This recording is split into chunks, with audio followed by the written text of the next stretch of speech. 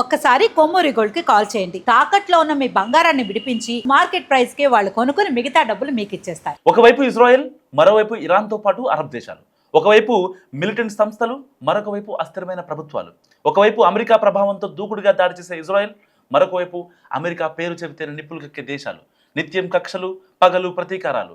ఇప్పటికే 2.5 ఏళ్లుగా Israel Hamas మధ్య యుద్ధం సాగుతోంది. ఎన్ని శాంతి ఒప్పందాలు జరిగినా అవి కేవలం కాగితాల మీద అన్నట్లే ఉంటుంది. అలాంటి సమయంలో ఇరాన్ మీద దాడికి దిగాయి ఇజ్రాయెల్, అమెరికా. చాలా తెలివిగా ఇజ్రాయెల్ చేతులతో ఇరాన్ కళ్ళు పొడిచింది యుఎస్. ఎలాగూ ఇజ్రాయెల్ అంటే ముస్లిం సమాజంలో వ్యతిరేకత ఉంది కాబట్టి తన పనిని ఆ దేశంతోనే చేయించింది. అయితే అమెరికా అధ్యక్షుడు ట్రంప్ చెప్పినట్టు ఈ యుద్ధం 4 లేదా 5 వారాలు జరిగిన అతిపెద్ద విధ్వంసమే, 3వ ప్రపంచ యుద్ధం అని చెప్పుకోవాలి. మధ్యప్రాచ్యంలో ఇరాన్ దగ్గరున్న అణు సామర్థ్యం తమ మనుగడకే ముప్పు అని ఇజ్రాయెల్ భావిస్తోంది. ఇరాన్లోని ప్రస్తుత పాలనను మార్చి తమకు అనుకూలమైన ప్రభుత్వాన్ని తీసుకురావడమే అమెరికా వ్యూహం. ఇప్పటికే ఇరాన్ రెవల్యూషనరీ గార్డ్స్ కీలక అధికారులు, సైనిక నాయకులను హతమారుస్తున్నారు. తద్వారా కొత్తగా వచ్చే నాయకత్వం అమెరికా నిబంధనలకు తలగ్గిలా చేయనుంది. ఇరాన్ దగ్గర క్షిపణులు, డ్రోన్లు ఉన్నప్పటికీ శత్రువుల అధునాతన దాడులను అడ్డుకోగల ఎయిర్ డిఫెన్స్ సిస్టమ్ లేకపోవడం పెద్ద బలహీనత. సో ఈ యుద్ధం వల్ల భారత్ వంటి అభివృద్ధి చెందుతున్న దేశాలకు ఇబ్బందులు తప్పవు. సో నిజంగా అమెరికా, ఇజ్రాయెల్ అత్యంత సన్నిహిత మిత్రదేశం కావడం, ఇరాన్ అణ్వాయుధాల తయారీకి ప్రయత్నిస్తోందన్న అనుమానాలు ప్రస్తుత దాడులకు ప్రధాన కారణాలుగా కనిపిస్తున్నాయి. ఇరాన్తో అణు ఒప్పందంపై చర్చలు విఫలమవడంతో అమెరికా అధ్యక్షుడు ట్రంప్ వ్యూహాత్మకంగా ఇజ్రాయెల్ను ముందుంచారు. ప్రస్తుత పరిస్థితుల్లో ఇరాన్కు రష్యా, చైనా నైతిక మద్దతు మాత్రమే ఇచ్చాయి. డ్రాగన్ మాత్రం ఒక అడుగు ముందుకేసి ఇరాన్ సార్వభౌమాధికారాన్ని కాపాడతామని చెప్పింది. ఇరాన్ తన అణు సామర్థ్యాన్ని శాంతియుత అవసరాల కోసం కాకుండా అణ్వాయుధాల తయారీకి ఉపయోగిస్తుందంటూ ఆరోపణలకు దిగుతుంది అమెరికా. సో ఇప్పుడు ఇలాంటి సిచ్యువేషన్లో ఇరాన్ సుప్రీం లీడర్ ఖమేనీని లక్ష్యంగా చేసుకోవడం వెనుక అమెరికా డీకాప్టేషన్ స్ట్రాటజీ ఉంది. ఒక వ్యవస్థలో అగ్రనాయకత్వాన్ని తుడిచిపెట్టడం ద్వారా కింద ఉన్న యంత్రాంగాన్ని మానసికంగా, వ్యూహాత్మకంగా దెబ్బతీయడమే డీకాప్టేషన్.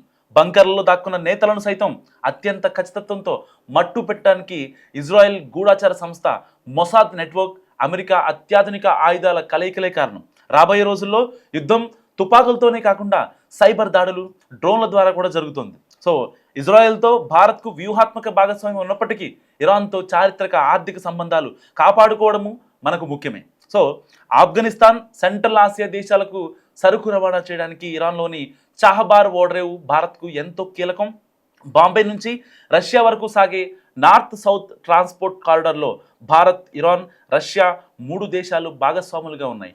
వ్యూహాత్మకంగా ఇరాన్తో సంబంధాలు తెంచుకోవడం భారత్కి శ్రేయస్కరం కాదు. ప్రస్తుత అంతర్జాతీయ పరిస్థితుల్లో ఐక్యరాజ్య సమితి పాత్ర నామమాత్రంగా మారిందని చెప్పాలి. అమెరికా నిర్ణయాలను ప్రశ్నించే స్థితిలో ప్రస్తుతం ఏ దేశం లేదు. అసలే అమెరికా, ఆపై డొనాల్డ్ ట్రంప్ అధ్యక్షుడు, ఇక ఆ దేశం ఏం చేసినా చెల్లుతోంది.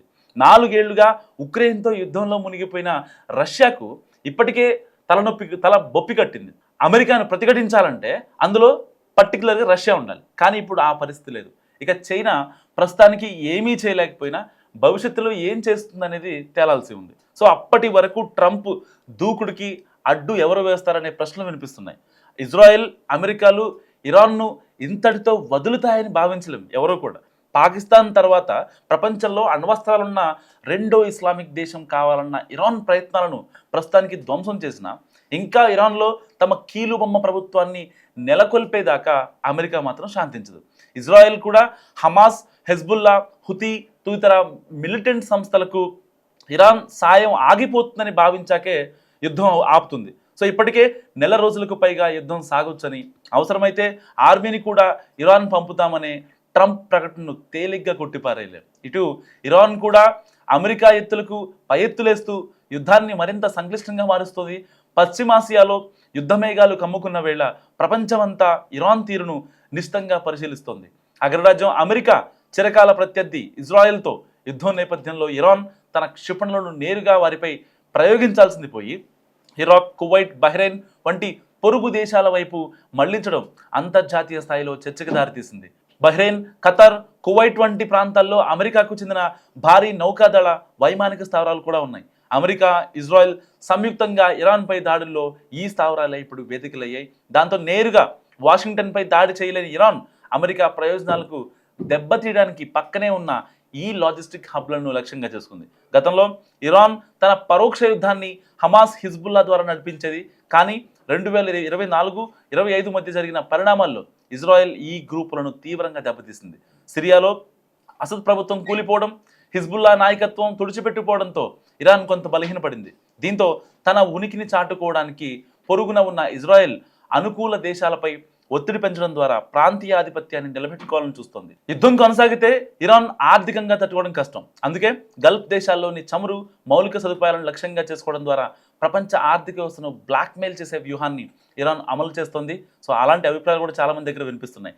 ప్రపంచ చమురు సరఫరాలో కీలకమైన ఈ మార్గాన్ని మూసివేయడం ద్వారా అమెరికా, ఐరోపా దేశాలపై ఒత్తిడి తీసుకురావాలన్నది ఇరాన్ ప్లాన్. ఆ వ్యూహం ఇప్పటికే ఫలితాలు కూడా ఇవ్వడం మొదలెట్టింది.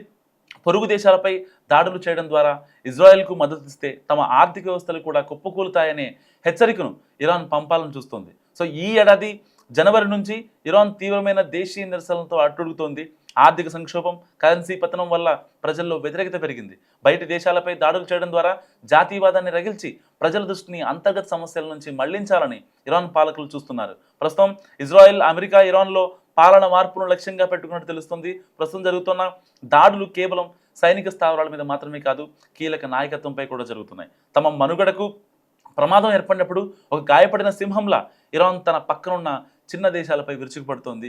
ఇది అమెరికాను చర్చల వైపు మళ్లించే ప్రయత్నం కూడా కావచ్చని కొందరి అభిప్రాయం. సో మొత్తం మీద ఉరిమి మంగళ మీద పడ్డట్టుగా ఇరాన్, ఇజ్రాయెల్, యుఎస్ మధ్య యుద్ధం గల్ఫ్ దేశాల్లో చిచ్చుపెట్టింది. ప్రపంచ చమురు సరఫరాకు కీలకమైన ప్రాంతంలో ఉద్రిక్తతలతో ఇంధన సరఫరాకు ఆటంకం ఏర్పడింది. ఇకపై యుద్ధం కొనసాగితే కొద్ది ప్రపంచ దేశాలకు భారం తప్పదని చెప్పుకోవాలి. అప్పుడు మిగతా దేశాలన్నీ కలిసి అమెరికాపై ఒత్తిడి తెచ్చి యుద్ధం ఆపుతాయనేది ఇరాన్ వ్యూహం. సో ఇరాన్ వైపు నుంచి ఆలోచిస్తే ఈ వ్యూహం బాగానే ఉన్నా అదే వ్యూహాన్ని అమెరికాతో తనకు అనుకూలంగా ఉపయోగించుకుంటుంది. సో ఇరాన్ పూర్తి స్థాయిలో దెబ్బతీయటమే లక్ష్యమని అమెరికా చెబుతున్నా ట్రంప్ మనసులో మరింత లోతైన వ్యూహం ఉందనే ప్రచారం కూడా జరుగుతుంది. సో యుద్ధాన్ని పొడిగించడం ద్వారా ప్రపంచ ఆర్థిక వ్యవస్థ కుప్పకూలిపోయినా, యూరోప్ దేశాలు కూనరాలిన ఆ పరిస్థితుల నుంచి అమెరికా అడ్వాంటేజ్ తీసుకోవాలనే దారుణ వ్యూహ రచన చేస్తున్నారా అనే ఊహ భయపెడుతోంది. అది కాదనుకున్నా అందరూ అనుకున్నట్టుగానే మూడో ప్రపంచ యుద్ధమే వస్తే అది ఖచ్చితంగా అమెరికా నెత్తిన పాలు పోస్తుందనే ఆలోచనతో ట్రంప్ ఉన్నారా అనేది మరో కీలక ప్రశ్న. సో రెండో ప్రపంచ యుద్ధం తర్వాత అమెరికా శక్తివంతంగా ఎదిగిన తీరును పదే పదే గుర్తు చేసుకునే ట్రంప్ మరోసారి తన హయాంలో అదే ఫీట్ రిపీట్ చేస్తే దుస్సాహసానికి తెగబడతారా అనేది ప్రపంచాన్ని మునివేళ్ల మీద నిలబెడుతున్న అంశం. ఏదేమైనా ప్రపంచ వినాశనానికి ఇరాన్ పూనుకుంటుందన్న ఆరోపణలతో యుద్ధం మొదలుపెట్టిన అమెరికా దాన్ని చేజేతులా మూడో ప్రపంచ యుద్ధంగా మారుస్తుందనేమోనని ఆందోళన వ్యక్తమవుతుంది. మరి ఇలాంటి నేపథ్యంలో నిజంగా థర్డ్ వరల్డ్ వార్ వస్తే మన ఆర్థిక పరిస్థితులు, ప్రపంచ దేశాల యొక్క సెక్యూరిటీ ఏమైపోతుంది? మీరేమనుకుంటున్నారు? మస్ట్ కామెంట్ చేయండి.